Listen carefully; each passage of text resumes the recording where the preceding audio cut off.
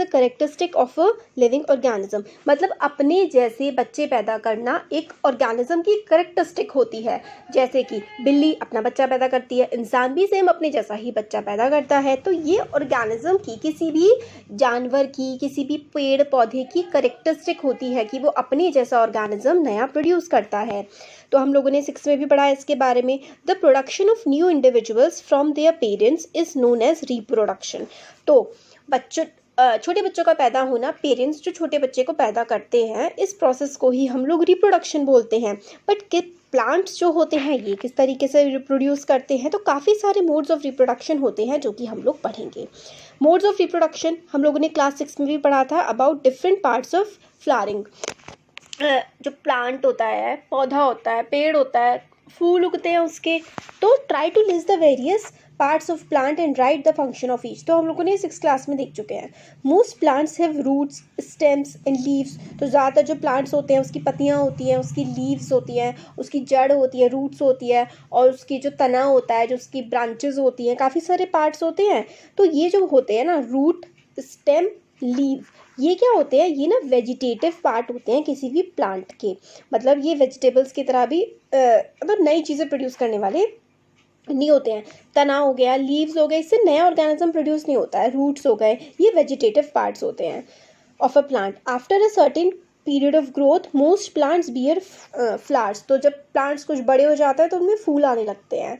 You may have seen the mango trees flowering in spring. तो जो spring का season होता है, अप्रैल वाला जो टाइम होता है वो स्प्रिंग सीज़न होता है। उस समय पर हम देखते हैं फूल, ग्रीन ग्रीन कलर के फ्लावर्स आते हैं ना, मैंगो के प्लांट पे भी, मैंगो की ट्री पे भी। और यही जो फ्लावर्स होते हैं ये बाद में क्या हो जाते हैं, यही आम बन जाते हैं, मैंगो बन जाते हैं। जो हम लोग काफ़ी सारे जो फ्रूट्स खाते हैं वो पहले फ्लावर्स की फॉर्म में होते हैं। We eat the fruits and usually discard the seed. हम लोग क्या करते हैं, फ्रूट तो खा लेते हैं और जो सीड होता है, उसका जो बीज होता है वो फेंक देते हैं।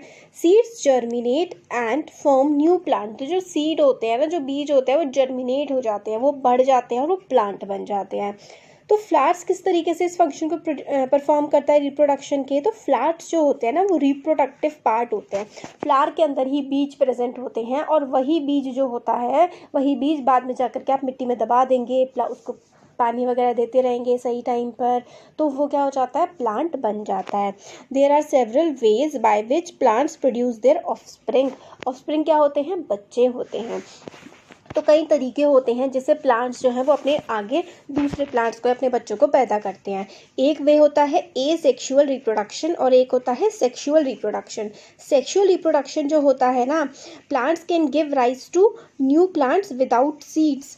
तो जो एसेक्सुअल होता है, एसेक्सुअल वाला रिप्रोडक्शन का फॉर्म होता है ना, इसमें सीड की ज़रूरत नहीं होती है।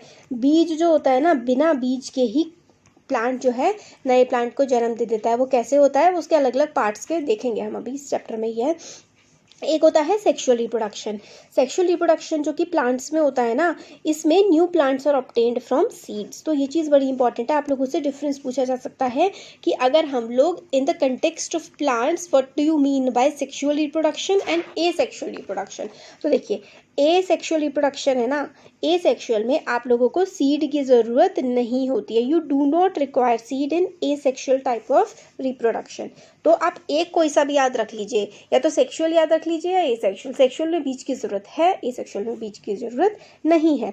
तो पहली सोचने लगी कि जो नए प्लांट्स होते हैं क्या वो हमेशा सीड से ही ग्रो होते हैं। But she has never seen the seed of sugar cane. उसने गन्ने का तो कभी बीज देखा ही नहीं। उसने जो आलू होता है उसका भी कभी बीज नहीं देखा, और जो रोज़ होता है, जो गुलाब का पौधा होता है, उसका भी बीज नहीं होता है। तो भाई वो कैसे उगते होंगे, तो ये एसेक्सुअल फॉर्म ऑफ रिप्रोडक्शन से वो उगते हैं।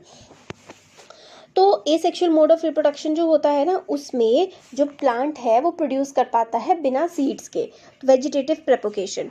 वेजिटेटिव प्रोपोगेशन भी एक टाइप का एसेक्सुअल फॉर्म ऑफ रिप्रोडक्शन है, जिसमें नए प्लांट जो हैं वो प्रोड्यूस हो जाते हैं किसकी हेल्प से, रूट से, स्टेम से, लीव से, बड से, इन सब चीज़ों से, जड़ से, उसके तने से, पत्ती से और उसकी कली से, इन सब की हेल्प से अगर नया पौधा उग जाता है तो उसको हम लोग क्या कहते हैं, एसेक्सुअल फॉर्म ऑफ रिप्रोडक्शन कहते हैं। Since reproduction is through the vegetative part of plant it is known as vegetative propagation, क्योंकि वो वेजिटेटिव पार्ट से जन्मे हैं, जो कि वेजिटेटिव पार्ट कौन सा होता है, हमने थोड़ी देर पहले देखा था, रूट, स्टेम, लीव, ये वेजिटेटिव पार्ट होते हैं, क्योंकि वो प्लांट जो है वो वेजिटेटिव पार्ट की वजह से जन्म लिया है इन्होंने, इसीलिए इस तरीके के टाइप के रिप्रोडक्शन को हम लोग वेजिटेटिव प्रोपोगेशन कहते हैं। प्रोपोगेशन का मतलब होता है फैलना। एक्टिविटी हमें दे रखी है, एक्टिविटी 12.1 है। इसमें हमसे कहा गया है कि हम लोग रोज़, जो हमारा गुलाब होता है या फिर चंपा का जो पेड़ होता है, कट अ ब्रांच ऑफ रोज और अ चंपा विद अ नोड, तो आप उसको काट लीजिए। कैसे, यहाँ पर ये देखिए, ये नोड होती है, जैसे कि ये जो तनी होती है ना, इसके बीच में कहीं से भी आप लोग जहाँ पे ऐसे करके ये निकल रही हो, इसके ऊपर से काट लीजिए, तो ये क्या हो जाएगी, ये इसकी नोड हो जाएगी। तो आप नोड से क्या करिए, या तो रोज़ को या फिर चंपा के प्लांट को काट लीजिए, और ये जो आपने काटा है आप इसको ज़मीन में ऐसे ही दबा दीजिए। बरी the cutting in the soil.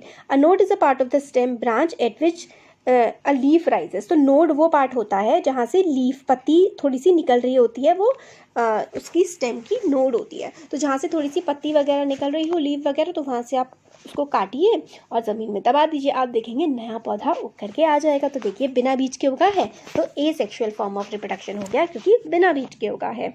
Water करिए उस प्लांट को, ऑब्जर्व करिए कि आप लोग देखेंगे कि नया पौधा उग करके आ गया है। मनी प्लांट के साथ भी आप कर सकते हैं ऐसा। तो ये देखिए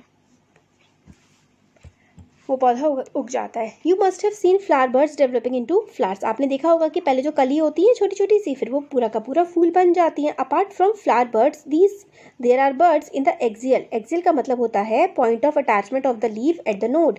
तो देखिए लीव है और यहाँ ये वाला जो पॉइंट ऑफ अटैचमेंट होता है इसको एक्सियल कहते हैं। तो काफ़ी सारी बर्ड्स जो होती हैं, आपने आलू के ऊपर देखी होगी ना की बर्ड निकली हुई होती है, तो वो भी वेजिटेटिव, आप उसको दबा देंगे तो नया आलू उग सकता है उससे। तो these buds are called vegetative buds. A bud consist of a short stem around which immature overlapping leaves are present. तो बर्ड जो होती है ना किसी पौधे पे या फिर किसी आलू वगैरह या कोई भी प्लांट पे, तो उस पे ऐसे करके बर्ड निकली होती है, उसमें स्टेम्स भी होती हैं। आप अगर उस प्लांट को दबा देंगे ज़मीन में तो उससे क्या हो जाएगा, उससे नया पौधा उगाएगा। तो आपको क्या करना है, एक फ्रेश पोटैटो लेना है, बिल्कुल ताज़ा ताज़ा आलू लेना है। Observe the scars on it with the help of magnifying glass. तो आप लोग देखेंगे कि जो आलू होता है ना उसमें कुछ ऐसे ऐसे लाइनें वाइनें होती हैं, अगर आप लोग मैग्नीफाइंग ग्लास से देखेंगे तो आपको बड़ा दिख जाएगा।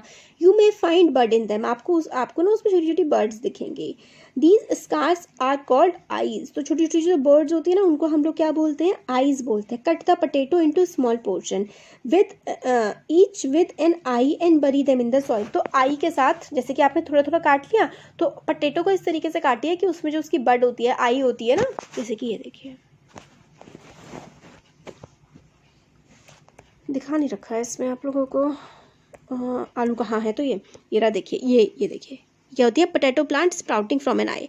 तो ये जो है ना इसका थोड़ा सा भाग आप ऐसे करके काट लीजिए, ज़मीन में दबा दीजिए, आप देखेंगे आलू निकल के आ जाता है इससे। तो bud consist of a short stem around which immature overlapping leaves are present. ये तो हमने अच्छा वो देखा रोज़ का, और ऐसे करके हम लोग आलू उगा सकते हैं।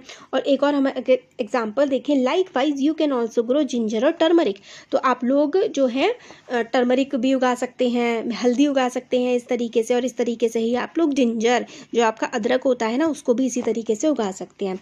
Bryophyllum sprout leaf plant has buds in the margin of the leaves. तो लीव्स के मार्जिन में, किनारे किनारे पे छोटी छोटी बर्ड्स मिल जाती हैं। If a leaf fell on the ground, अगर उसकी पत्ती ज़मीन पर गिर जाए ना, किसी गीली ज़मीन पर, तो उससे पत्ती से ही क्या हो जाता है, ये देखिए यहाँ पर ये बायरोफाइलम है। बायरोफाइलम ये देखिए इसके साइड में पत्तियाँ निकल रही हैं। अब आप इस पत्ती को तोड़ करके ज़मीन पर दबा दीजिए और इससे नया पूरा का पूरा पौधा उग करके आ जाता है। तो roots of some plants can also give rise to new plants. Sweet potato and dahlia are example. जो स्वीट पोटैटो होता है ना, वो आप क्या करिए, उसकी जड़ दबा दीजिए ज़मीन में और उग करके वो आ जाती है। प्लांट सच एज कैक्टी, जो कैक्टस होता है, produce new plant when their parts get detached. तो जो कैक्टस का प्लांट होता है ना, उसके पार्ट्स उससे अलग हो जाते हैं उसके मेन बॉडी से, और नए कैक्टस उग करके आ जाते हैं। तो भोजू जानना चाहता है कि if there is any advantage of vegetative propagation, तो भोजू सोच रहा है कि क्या वेजिटेटिव प्रोपोगेशन का कोई एडवांटेज है। तो देखिए मेनली इसका एडवांटेज होता है ना कि जो ऑफस्प्रिंग होती है ना वो एग्जैक्टली सेम होती है अपने पेरेंट जैसी, बिल्कुल सेम रहती है। Plants produce by vegetative propagation take less time to grow and bear fruits and flowers earlier than those produced from the seeds. तो देखिए जो वेजिटेटिव प्रोपोगेशन का फ़ायदा, ये ना बहुत इंपॉर्टेंट है, याद कर लीजिए इसको, स्टार मार्क कर लीजिए अपने बुक पे, ये वाला पार्ट इंपॉर्टेंट है क्योंकि जो वेजिटेटिव प्रोपोगेशन का होता है ना वो काफ़ी ज़्यादा कम टाइम लेता है एज़ कम्पेयर टू फ्लावर्स की बात करें, हम लोग फ्रूट्स की बात करें तो उसमें ना काफ़ी जल्दी फूल और फल उगाते हैं। अगर हम बाकी सेक्सुअल रिप्रोडक्शन जो बीज लगाते हैं तो बड़ा टाइम लगता है ना पौधा उगने में, बट ये अगर हम लोग वेजिटेटिव प्रोपोगेशन की हेल्प लेते हैं ना तो पौधा जल्दी बड़ा हो जाता है। नया प्लांट जो होता है वो अपने पेरेंट की पहले प्लांट जैसा होता है क्योंकि वो पहले प्लांट से ही तो निकल के आया होता है। लेटर इस चैप्टर में हम लोग देखेंगे कि सेक्सुअल रिप्रोडक्शन में पेरेंट्स की दो पेरेंट्स होते हैं ना, क्योंकि सेक्सुअल रिप्रोडक्शन में उन दोनों की कैरेक्टरिस्टिक आती हैं। ए सेक्सुअल में एक ही पेरेंट होता है तो एक की कैरेक्टरिस्टिक आती है, तो वो एक्जैक्टली सेम रहता है।